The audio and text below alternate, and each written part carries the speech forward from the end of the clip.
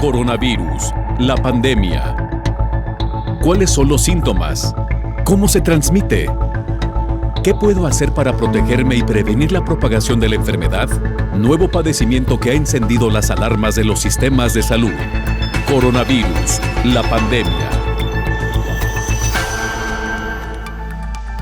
¿Qué tal? ¿Cómo está? Muy buenos días, bienvenido a Coronavirus, la pandemia. Hoy es viernes 3 de julio y en este programa especializado sobre la enfermedad de la COVID-19, este día vamos a tratar un tema muy especial, y es que van 6 meses desde que esta pandemia se ha instalado ya en todo el planeta, y los sistemas de salud en el mundo han tenido que replantearse sus prioridades. Por supuesto que tendremos la visita del doctor Héctor Raúl Pérez Gómez para platicar de esto, y el día de hoy vamos a informarle de que concluye este primer semestre con medidas de reforzamiento en el sector público, pero también con una sociedad en advertencia. Hay especialistas que indican que esta enfermedad va a tener consecuencias por lo pronto en los siguientes 2 años. También le vamos a informar que 4 de cada 10 países ya reportan una transmisión comunitaria entre su comunidad, y también hay un anuncio de la Organización Mundial de la Salud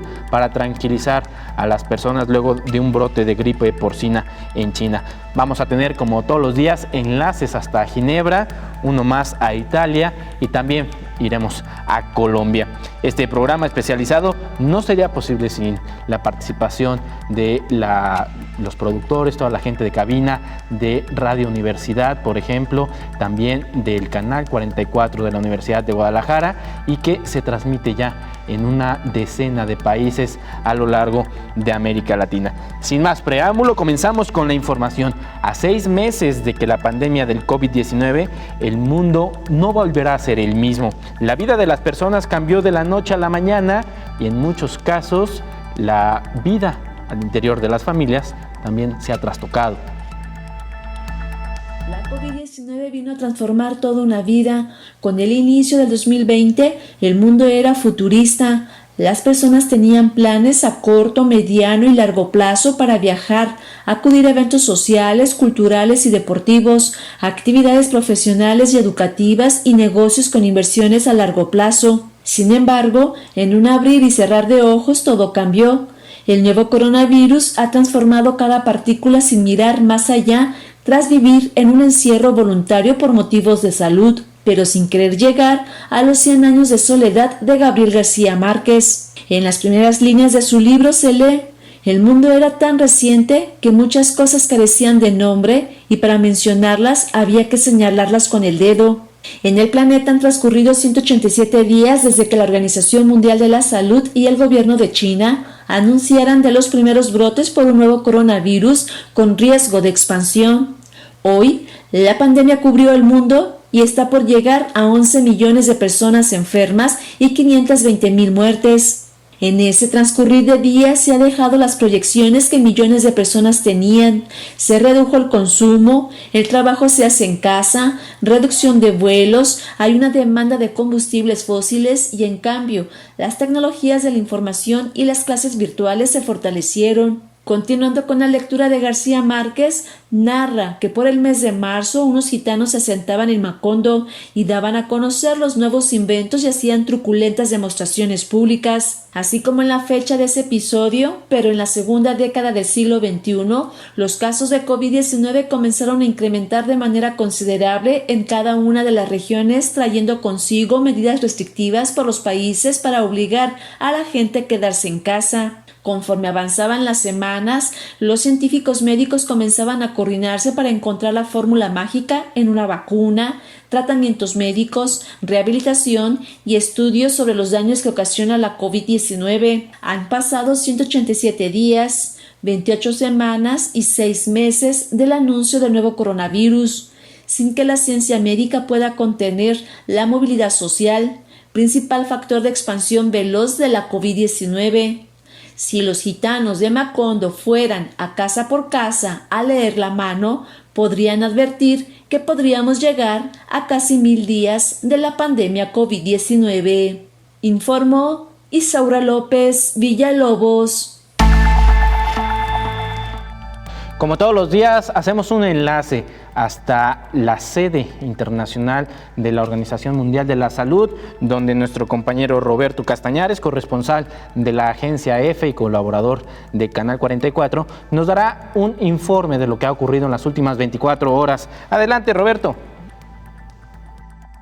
Hola, ¿qué tal? Buenos días, Omar. Buenos días a todo el auditorio de Canal 44. Los 10,5 millones de casos confirmados en todo el mundo de personas diagnosticadas de COVID-19 han quedado ampliamente superados. Avanzamos y sin remedio a los 10.700.000 y todo apunta a que este mismo fin de semana rozaremos o incluso superaremos los 11 millones de infectados. Las muertes, sin embargo, no avanzan del mismo modo, afortunadamente, y llevan ya varias semanas en torno a las 4.000 diarias. Eso hace que hoy hayamos superado las 516.000. En cuanto a los países más afectados, Estados Unidos está marcando estos días el récord de detección de casos, superando ya los 50.000 en las últimas horas, que es una cifra no alcanzada hasta ahora. También está India en el peor momento desde el inicio de la pandemia y siguen sin alcanzar aparentemente el pico más alto de la epidemia Brasil y México. Por cierto, México, según los datos contabilizados por la Organización Mundial de la Salud, es el 10º país con más casos detectados y el 6º con más fallecidos por coronavirus, pero con la evolución de los últimos días, en el inicio de la próxima semana será ya el 5º con más muertos, superando a Francia, y el 8º con más casos detectados, ya por encima de Italia y de España. En América Latina, además, preocupan las consecuencias económicas de las cuarentenas. Más de 8 millones de empleos están en riesgo y, como ocurre en Europa, donde aparentemente lo peor sanitariamente ya ha pasado, la peor recesión de la historia está acercándose. Como hemos dicho otras veces, la responsabilidad individual es fundamental para atajar la pandemia mientras llegan las vacunas y los tratamientos médicos eficaces, que aún van a tardar en estar sobre todo a disposición de todos. De momento, la Organización Mundial de la Salud controla 17 vacunas candidatas contra la COVID-19 que se encuentran en ensayos clínicos. Esas investigaciones se concentran sobre todo en los estados más desarrollados, por lo que se ha planteado la necesidad de involucrar de todas las formas posibles a las instituciones científicas de los países en desarrollo y alentarlas, donde sea posible,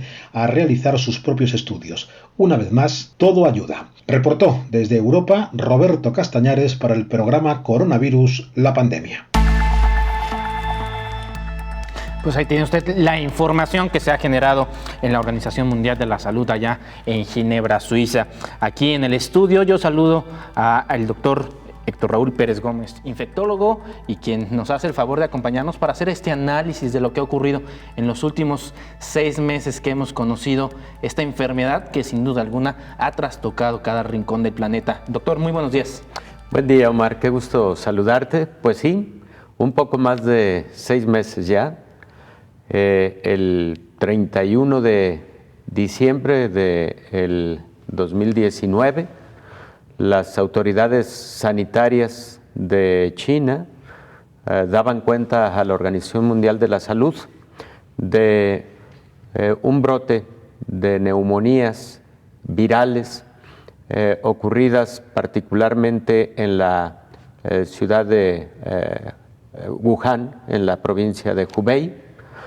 Y pues este brote inusual llamó la atención porque muy pronto se identifica que es causado por un nuevo patógeno, un coronavirus, y habiendo tenido el antecedente de 2 epidemias en las 2 décadas anteriores, una de ellas la causada por SARS en el 2002 y la otra causada por MERS en el 2013 aproximadamente, se alertó a que esta podría convertirse en una epidemia de gran magnitud. Y lo estamos viendo, lo estamos viviendo, casi 11 millones de casos ya en todo el mundo, afectando a 188 países o regiones, y más de 500,000 fallecimientos, una pandemia de gran magnitud, indudablemente. Yo recuerdo, doctor, que al principio, alrededor de enero,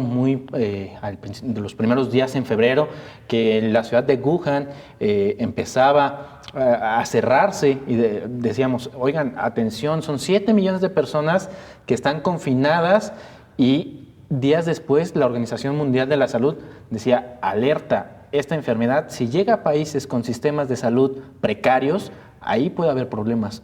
A 6 meses estamos viendo que la región de las Américas concentra la mayoría de los casos, estamos viendo que hay rebrotes no solo en Europa, sino empezamos a ver ya ciertos estados en Estados Unidos, el país con más casos y con quien tenemos frontera. ¿Cómo podemos hacer un análisis de bote pronto con un problema de este tamaño? Bueno, efectivamente, a esta pandemia le ha caracterizado el que sus epicentros han sido rotativos. El primer gran epicentro, bueno, pues es China y específicamente la provincia de Hubei, la ciudad de Wuhan.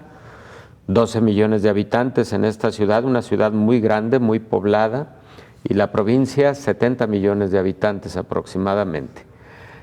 Posterior a esto, el epicentro se traslada a España, Italia, España, Francia, de alguna manera, Inglaterra. Europa se convierte entonces prácticamente a 2 meses de distancia, 3 a lo sumo, en el nuevo epicentro. Y vimos lo que ocurrió. Algunas de las regiones de Italia, por ejemplo Lombardía, fueron las más afectadas, con números impresionantes, incluso en algunos días con hasta 1.500 nuevos casos diarios y con más de 300 fallecimientos diarios solamente en una región, algo verdaderamente impactante. Y como bien lo dices tú, el tercer epicentro viene a los Estados Unidos. Hoy por hoy es el país con mayor número de casos, es el país más afectado a lo largo de la pandemia, tanto en número de infecciones como también de fallecimientos, y pues finalmente estamos ante otro nuevo epicentro que efectivamente son algunos países de América Latina, en donde está Brasil, en donde está Chile también con un número considerable de casos, Perú también con un número significativo y México. Ahí están las cosas con epicentros por lo pronto rotativos. Doctor, si me lo permite, vamos a hacer una pausa porque esta pandemia no solamente ha ocasionado estragos en materia de salud, o sea, no solo han colapsado los sistemas de salud en el mundo, sino lo que veíamos con el reporte desde Ginebra es que se están perdiendo muchísimos empleos, no hay hasta el momento una solución de qué podemos hacer y cómo va a ser esta enfermedad en los próximos años, porque parece que va a ser una enfermedad que llegó para quedarse. Seguramente, Omar. Bueno, vamos a una pausa y nosotros continuamos aquí en Coronavirus, la pandemia.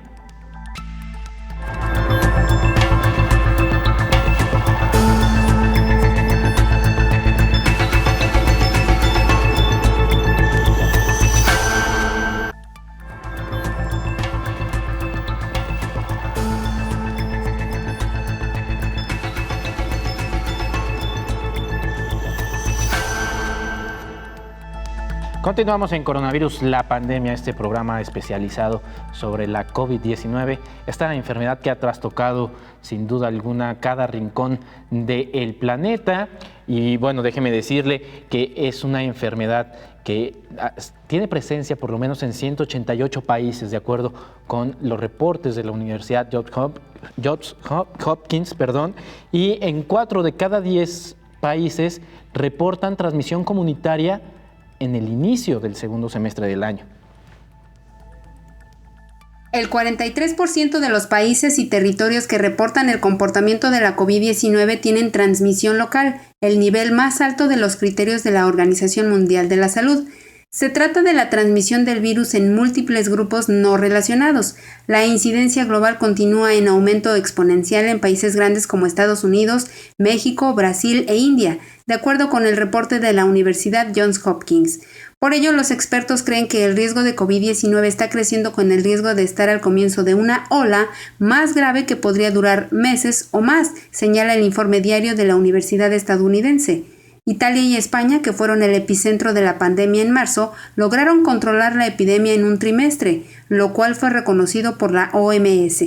En tanto, en la región de las Américas, la directora de la Organización Panamericana de la Salud, Carissa Etienne, llamó a priorizar la detección temprana de casos sospechosos, pruebas de laboratorio, seguimiento de contactos y la cuarentena como base de una estrategia específica y sostenible para controlar al virus. Además, dijo que se necesitan más inversiones en recursos humanos, suministros, mejor vigilancia, así como el fortalecimiento de los sistemas de salud, la defensa más fuerte contra la COVID.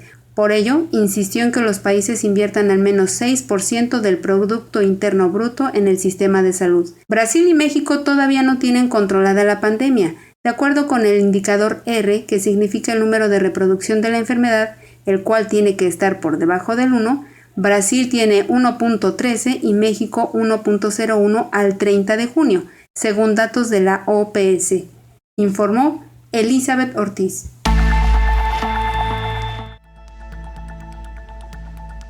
Y bueno, la región de las Américas, se lo decíamos, es una de las más afectadas por la COVID-19.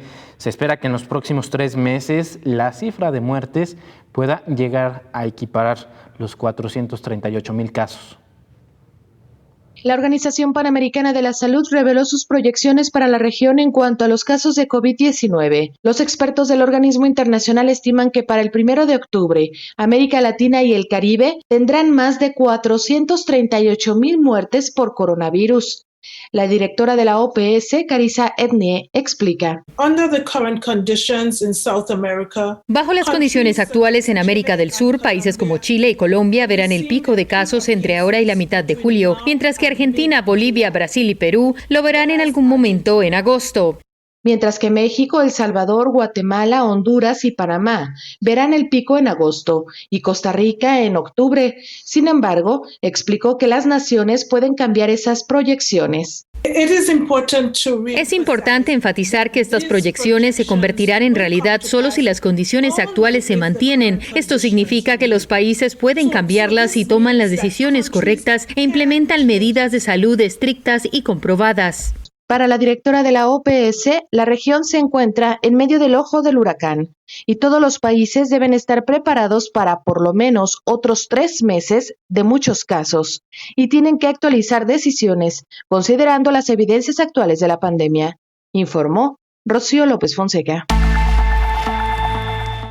Continuamos en el estudio con el doctor Héctor Raúl Pérez Gómez. Estábamos haciendo un análisis de los últimos 6 meses y creo que sería conveniente hablarle a la audiencia de hacer esta comparativa de lo que vivimos en el 2009 con la gripe del H1N1, la gripa porcina, y esta nueva pandemia de la COVID-19. ¿Por qué en ese momento, a los 3 o 4 meses, ya estaba resuelta y aquí han pasado 6 meses y seguimos en incertidumbre?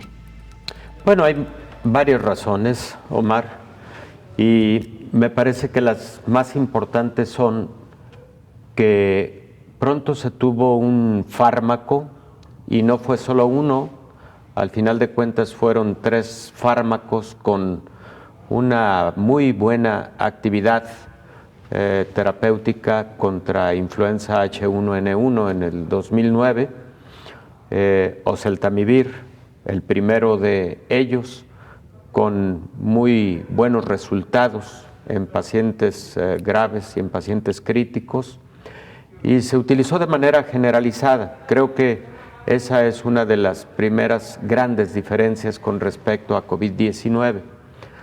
En COVID-19 no tenemos por ahora un fármaco de esas características contra el virus responsable. Este Remdesivir no lo es como tal en la misma proporción que lo fue oseltamivir para H1N1. ¿Qué más quisiéramos?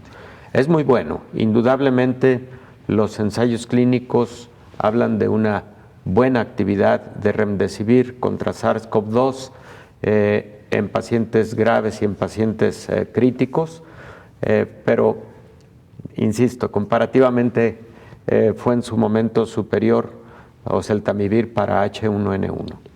La capacidad de contagiarse. Ese es el otro punto, efectivamente.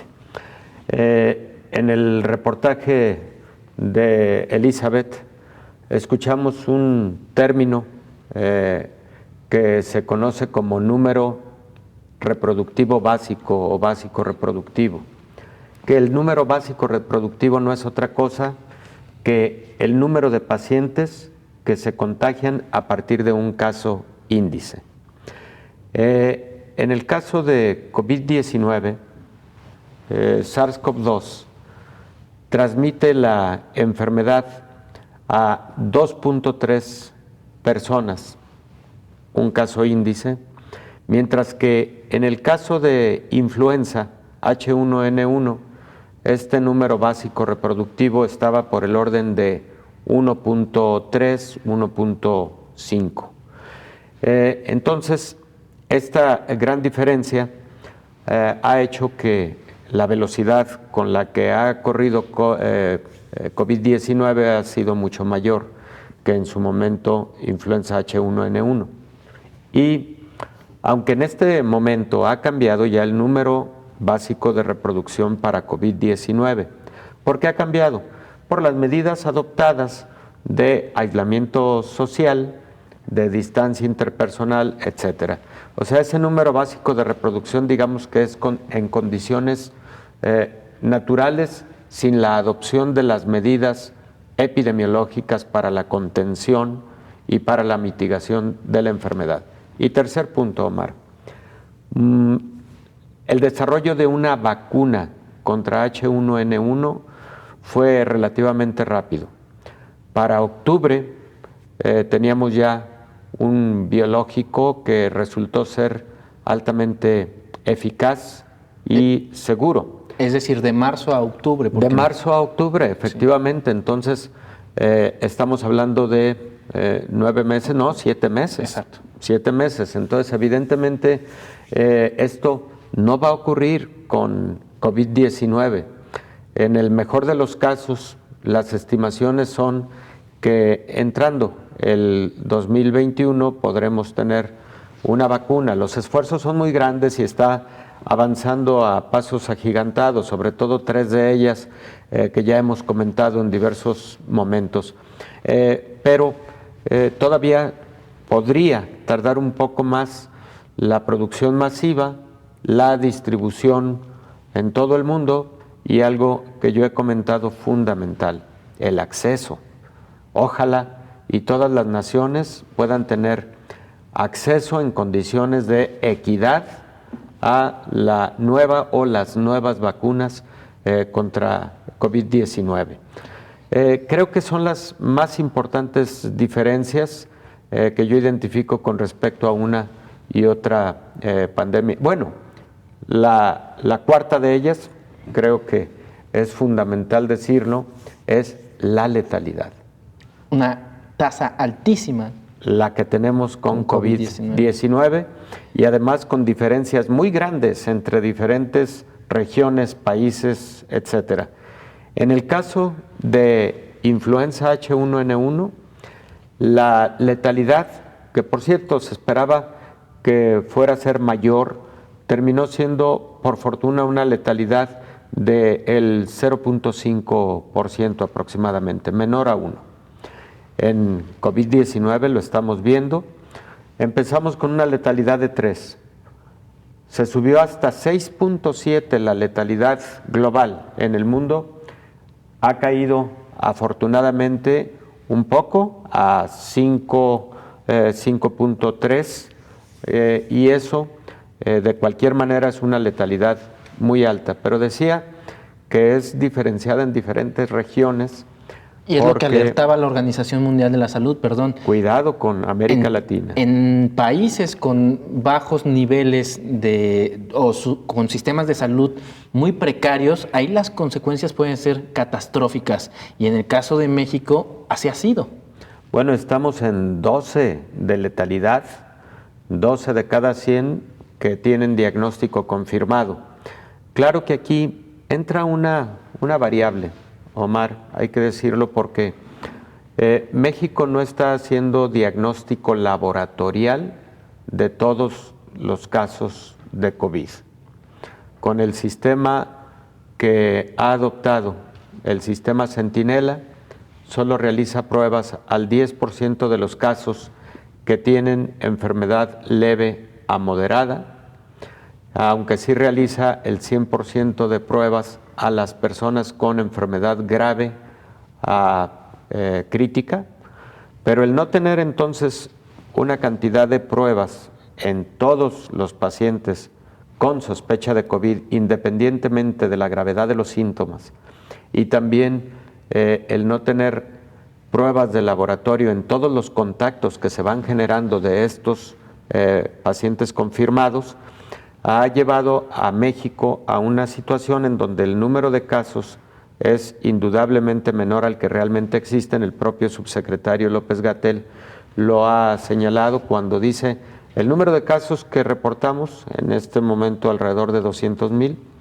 se debe multiplicar por 8 y ahí podríamos estar en la realidad del número de casos. Entonces, las muertes que ocurren, como se dividen entre el número total de casos, pues esto nos da una letalidad mucho más alta, que de cualquier manera no dudo que tengamos una letalidad alta, muy alta en México. ¿Por qué motivo? Porque también, y así lo ha señalado el propio subsecretario Hugo López-Gatell, el número de fallecimientos se está revisando, porque todo parece indicar que en la realidad es el doble de los reportados hasta ahora con diagnóstico de COVID. ¿Por qué? Porque fallecieron muchas personas con diagnóstico de neumonía viral atípica, cuando muy probablemente eran casos ya de COVID-19. Doctor, si me lo permite, voy a dejar también una pregunta al aire, y es ¿qué hemos dejado de hacer en este tiempo? Le hemos prestado demasiada atención a esta enfermedad que seguramente estamos dejando de lado otras prioridades y esto sin duda alguna tendrá consecuencias. Vamos a una pausa, si me lo permite, y continuamos aquí en Coronavirus, la pandemia.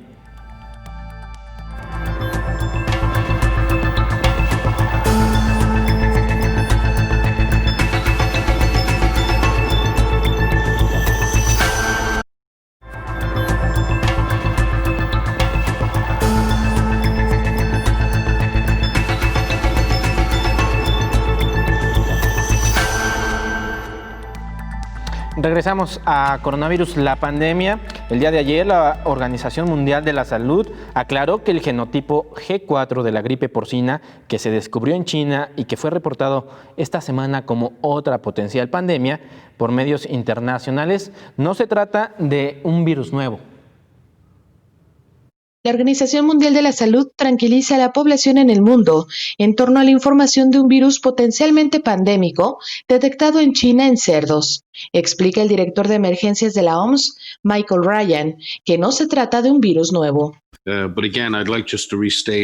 Queremos aclararle a la gente que este es un virus que ya estaba bajo vigilancia. Estamos siempre preocupados por cualquier virus que muestre el potencial de contagiar a las personas y continuaremos trabajando con nuestros socios y el Sistema Mundial de Monitoreo de Influenza para mantenerlo vigilado. El funcionario aseguró que el estudio publicado por el Centro de Control de Enfermedades de China es el resultado del monitoreo de 2011 al 2018 en poblaciones porcinas. El genotipo G4 ha estado dominante en las poblaciones porcinas de China desde el 2016. Lo interesante del último reporte es la cero prevalencia entre los trabajadores de las granjas, lo que necesita ser investigado cuidadosamente. Pero esto necesita ser revisado y estudiado para entender el contexto y cómo este proceso sucedió. La transferencia de este genotipo a los humanos ha sucedido en el pasado y nuestros colaboradores han trabajado monitoreando esto por muchos años. La OMS recuerda a los países la importancia de la vigilancia de las enfermedades que potencialmente se pueden convertir en pandemia, informó Rocío López Fonseca. En este momento hago un enlace telefónico con Álvaro Caballero, corresponsal de la agencia EFE en Italia. Adelante, Álvaro, ¿cómo estás? Buen día. Hola, buen día, Omar. Pues aquí en Italia lo peor de la pandemia ya ha pasado, aunque preocupan en los últimos días algunos rebrotes que están haciendo que los casos vuelvan a crecer. Ayer, por primera vez en una semana, volvían a ser más de 200 los casos registrados en 24 horas y aparecen nuevos focos del virus en diferentes puntos del país. El más importante ahora mismo está en Mondragone, una ciudad cerca de Nápoles, en el sur. Allí se tuvo que poner en cuarentena a 700 personas por un brote que afecta a más de 60. Se trata sobre todo de inmigrantes búlgaros que trabajan en el campo. La semana pasada estos salieron a protestar y se enfrentaron con los vecinos locales, que les acusaban de expandir el virus. El conflicto fue tal que intervino el ejército. Algunos políticos, como el ultraderechista Matteo Salvini, ha visitado ya 2 veces el lugar con un discurso anti-inmigración. El otro brote más importante está ahora mismo en una empresa de repartos de Bolonia, en el norte. Aquí son más de 120 los infectados. Y hay 2 empresas de logística de la ciudad que presentan también algunas decenas más. A pesar de ello, la empresa sigue operativa, algo que ha generado polémica con los sindicatos. En cuanto a los fallecidos, la curva sigue sin bajar y de hecho ayer se vivió un nuevo máximo respecto a los números de los últimos días. Son 30 los muertos con coronavirus, cuando en la última semana había días en los que eran alrededor de una decena. Además, conforme mejora el tiempo, crece la llegada de barcos con inmigrantes desde el norte de África, y en algunos de ellos están empezando a dar casos de coronavirus. Pero más allá de la crisis sanitaria, preocupa en Italia la crisis económica, que se está cebando sobre todo con los sectores más desfavorecidos. Precisamente hoy ha salido a la luz el informe anual del Instituto de Estadística, que muestra cómo la crisis va a profundizar aún más las desigualdades que ya se daban en el país. Salen peor parados los jóvenes, las mujeres y los trabajadores de las regiones del sur, que son tradicionalmente las más pobres. Las razones principales son que no todos han podido adaptar con la misma velocidad al teletrabajo y a la educación a distancia, que se han implantado un poco improvisadamente conforme se decretaban los cierres de colegios y empresas. Los niños más pobres o los que viven en el sur no tienen las mismas facilidades para conseguir un ordenador o una tablet con la que poder hacer las lecciones a distancia, y esto está haciendo que se queden atrás respecto a los que tienen más recursos. Estas condiciones van a provocar que disminuya la natalidad, ya de por sí muy baja en Italia, por la situación de incertidumbre que viven muchas familias respecto a su futuro y a su empleo. La crisis también afecta a los trabajadores irregulares, que tienen más dificultad para acceder a las ayudas del gobierno, y a los inmigrantes, que a pesar de una regularización masiva que se aprobó hace casi 2 meses, muchos siguen siendo explotados en los campos. En este contexto, Italia confía sobre todo en el turismo, que empieza a llegar con cuentagotas desde el exterior, y que se espera que vaya más desde que la Unión Europea abrió las fronteras con el resto del mundo hace 2 días. Una apertura de la que se excluye de momento a países como Estados Unidos y a prácticamente toda América Latina. Esto es todo desde Roma. Muchísimas gracias. Pues ahí tienen el reporte de lo que está sucediendo en Roma y en general en Italia. Muchas gracias, Álvaro. Gracias a ti, Omar.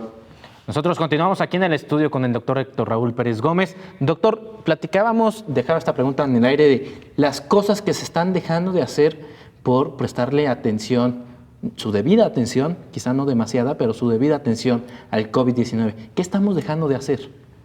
Bueno, desde el punto de vista de atención a la salud, la Organización Mundial de la Salud hace aproximadamente un mes alerta a los países sobre el hecho de que se ha disminuido la atención a otras patologías de alto impacto a la salud pública y le envía un comunicado a todos los países miembros en donde les dice que hasta en un 30% se ha generado una reducción de la atención a diabetes, a hipertensión, a cáncer, a otras enfermedades cardiovasculares, a obesidad e incluso en algunos países, alerta la OMS, se ha reducido la cobertura de vacunación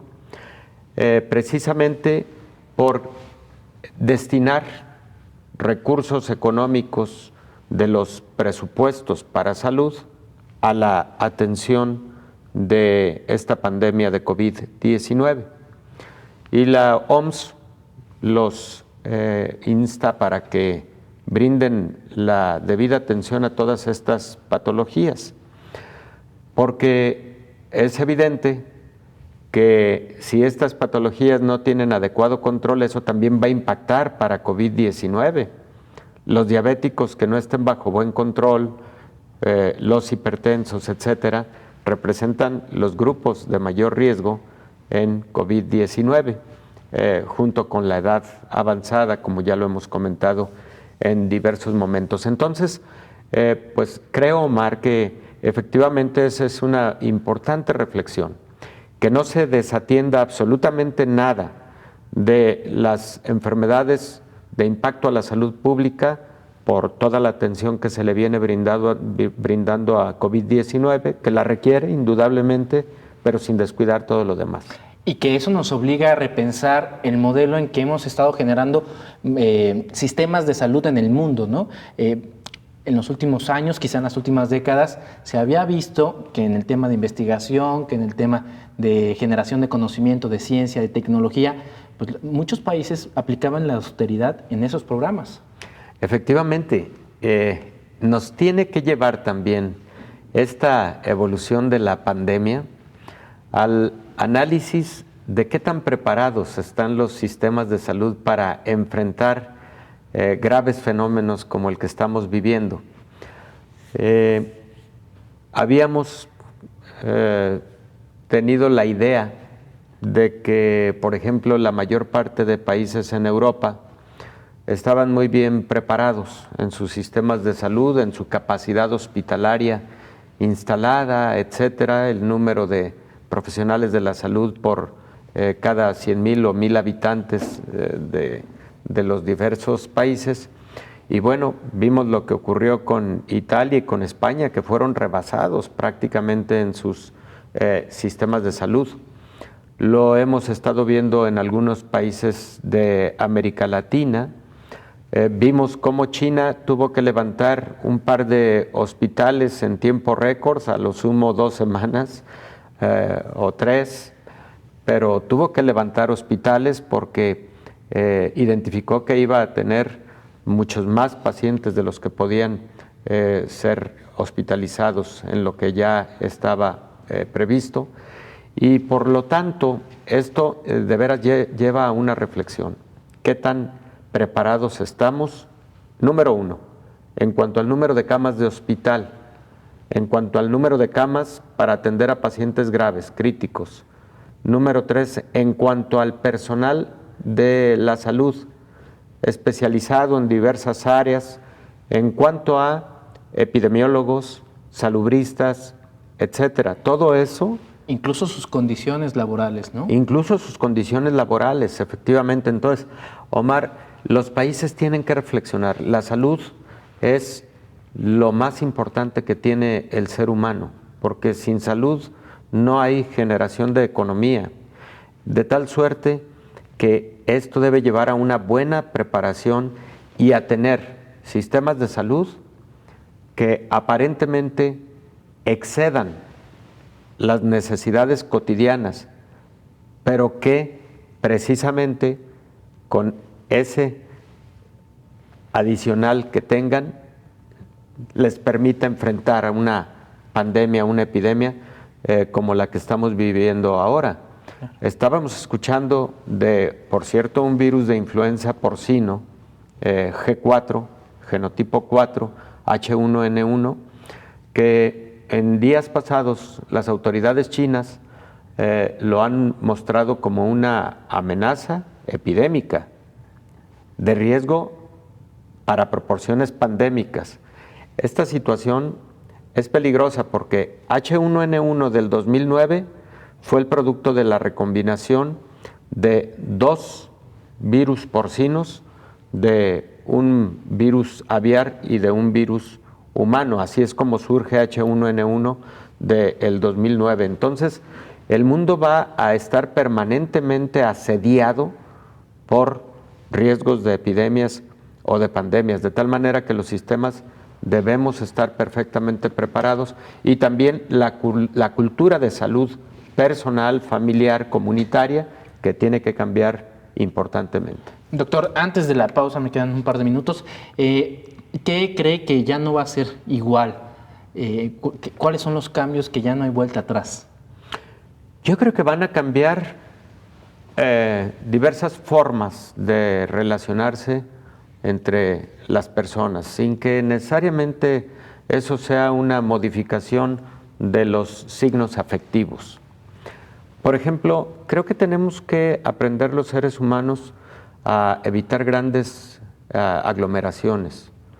Los seres humanos tenemos que aprender a mantener una adecuada distancia entre persona y persona, porque también suele ocurrir que no nos respetamos los espacios vitales. Y eso tenemos que aprender a hacerlo. Tenemos que aprender a que si nos sentimos enfermos, debemos evitar salir y preferentemente debemos cubrirnos las vías respiratorias, si el caso es de una enfermedad respiratoria. Tenemos que aprender que el autocuidado es también cuidado para quienes están alrededor de nosotros y cuidado para la comunidad. O sea, tenemos que aprender todo ello y también tenemos que aprender a que ante una contingencia como la que estamos viviendo, debemos muy pronto tener confinamiento social, porque si así lo hacemos, es posible que pronto podamos romper las curvas epidemiológicas. Incluso también, no sé si usted está de acuerdo conmigo, en la capacidad que tienen las sociedades para el cuidado de los mayores.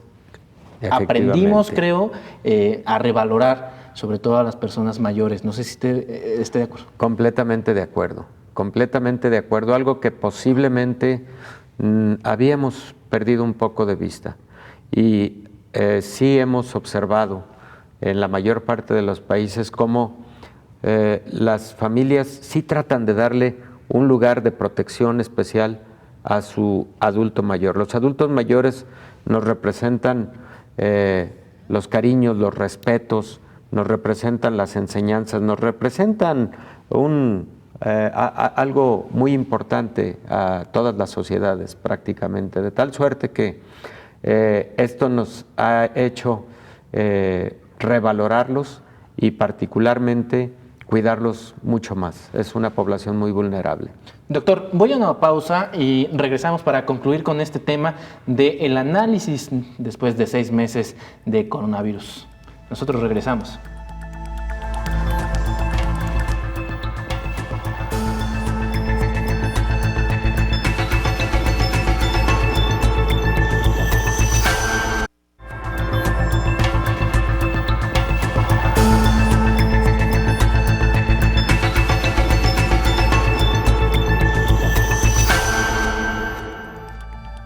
Vamos cerrando este programa de viernes de coronavirus, la pandemia. Déjeme decirle que Derechos Humanos señala que solamente el 40% de la población en el mundo recibió artículos de aseo para prevenir el contagio de la COVID.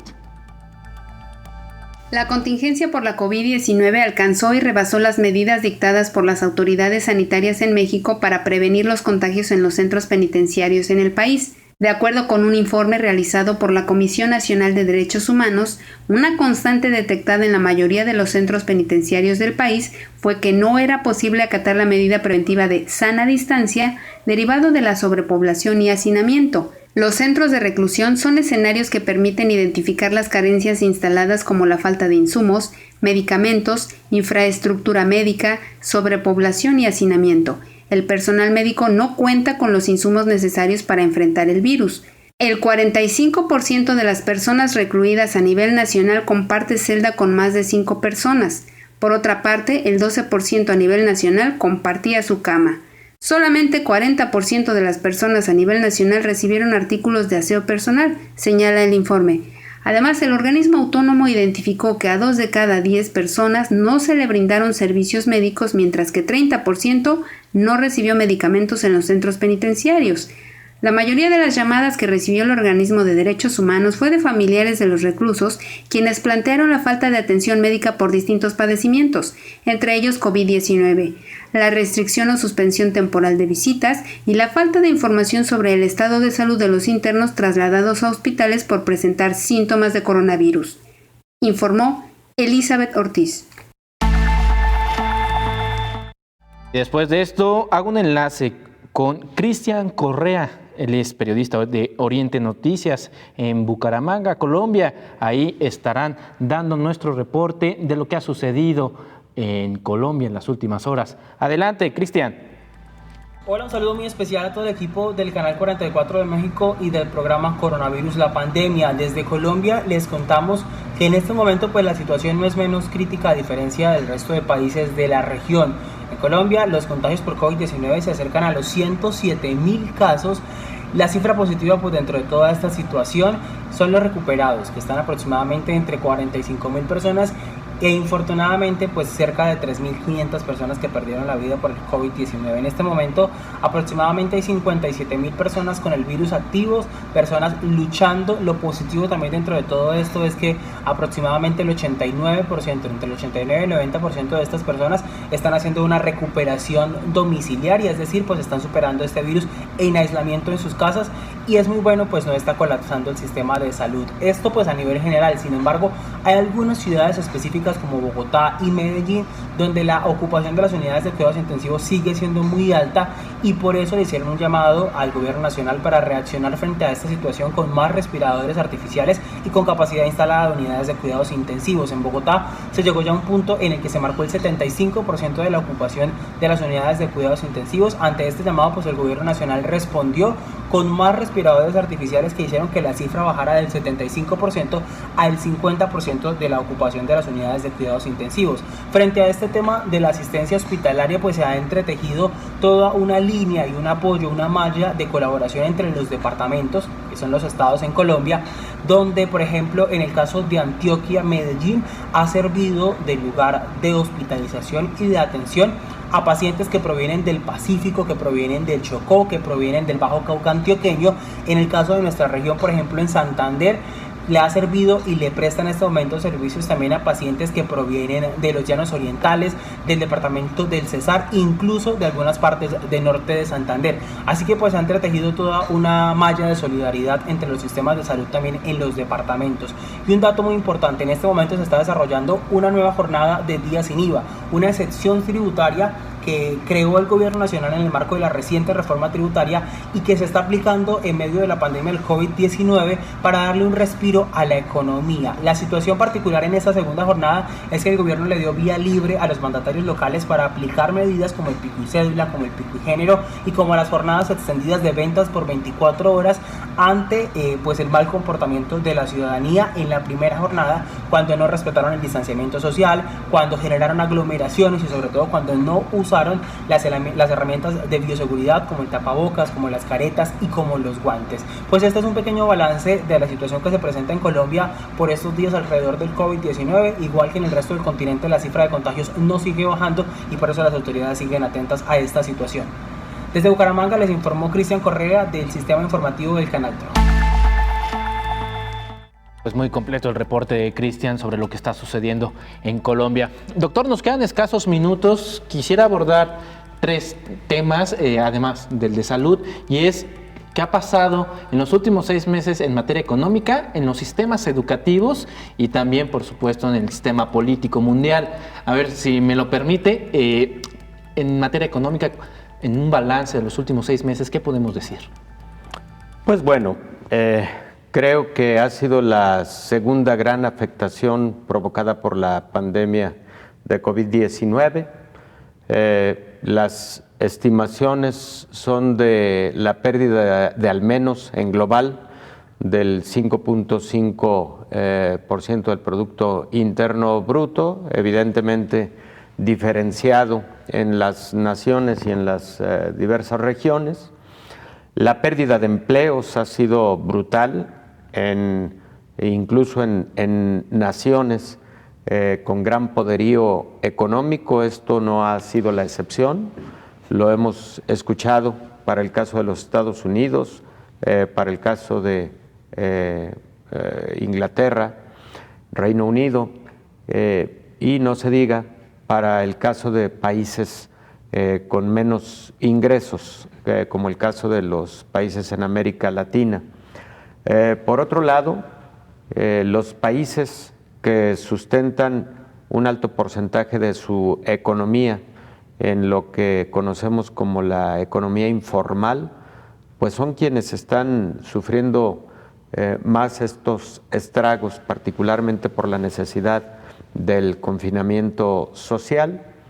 Y por otro lado, la afectación que tuvieron grandes consorcios desde el inicio de la pandemia en la producción de bienes y servicios, en la producción por ejemplo, de la industria electrónica, de la industria automotriz, pues ha generado grandes descalabros económicos. De hecho, gran discusión en los últimos meses se ha centrado precisamente en cómo equilibrar la reapertura económica versus o sin afectación de la pandemia de por sí ya crítica en muchos lugares en el mundo, ¿no? Y con una enfermedad que llegó para quedarse, que por lo menos va a ser así los próximos 2 años, ¿usted qué vislumbra en materia económica? Pues vislumbro muchos meses y posiblemente años para una recuperación. Vislumbro que habrá necesidad de una alta inversión en salud para los próximos años, particularmente para la cobertura adecuada con vacunación y con fármacos para la atención de pacientes con COVID y COVID grave, pero también una reevaluación de parte de todos los países en lo que se refiere a el porcentaje del Producto Interno Bruto destinado para salud, lo que comentábamos previamente, inversión en salud, y no solamente para la atención de COVID, sino para la atención de todas las demás patologías y estar preparados ante el asedio de cualquier epidemia que por el mundo global, por la alta movilización internacional, en poco tiempo muchas patologías pueden convertirse en pandémicas.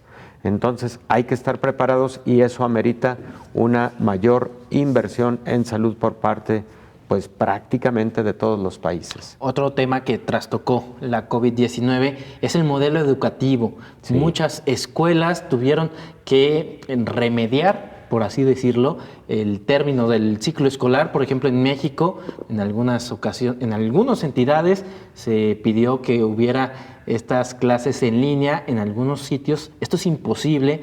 ¿De qué manera podemos medir el impacto en materia educativa de la COVID-19?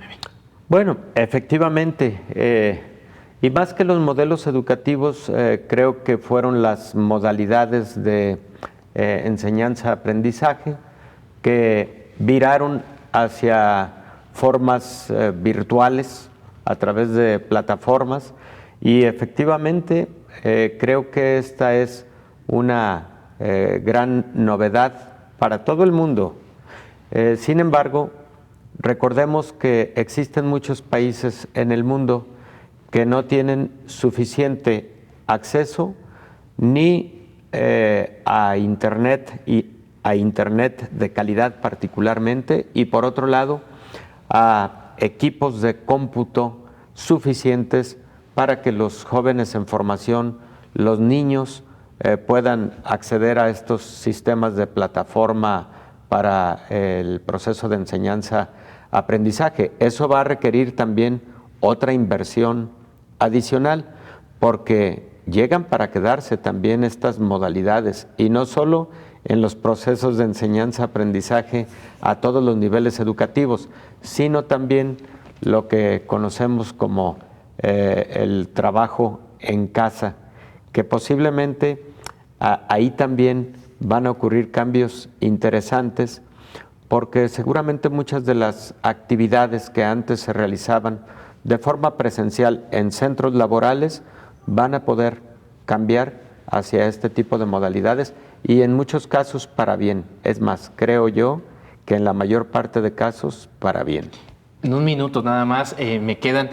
Doctor, en materia política, esto se convirtió en una competencia de quién maneja mejor o peor la pandemia. Sí, efectivamente. También estuvimos o hemos estado viendo este fenómeno en todo el mundo. Incluso se han publicado rankings, se han publicado diversas variables de las características de los gobernantes en el mundo, cómo han gestionado la pandemia. Y no han sido pocos los momentos en los que también las pugnas entre algún gobernante con alguna agencia internacional, por ejemplo el caso de Donald Trump con la Organización Mundial de la Salud, el caso de Donald Trump, Estados Unidos, con el gobierno de China. Incluso Bolsonaro también. Incluso Bolsonaro también. En Brasil. Es decir, también ha sido todo un fenómeno lo relativo a los temas políticos, pues que casi siempre acompañan a estos fenómenos. Doctor, muchísimas gracias por este análisis. Omar, es un gusto saludarte siempre. Nosotros vamos a terminar la emisión del día de hoy y le invitamos a que continúe en la señal de todos. Coronavirus, la pandemia.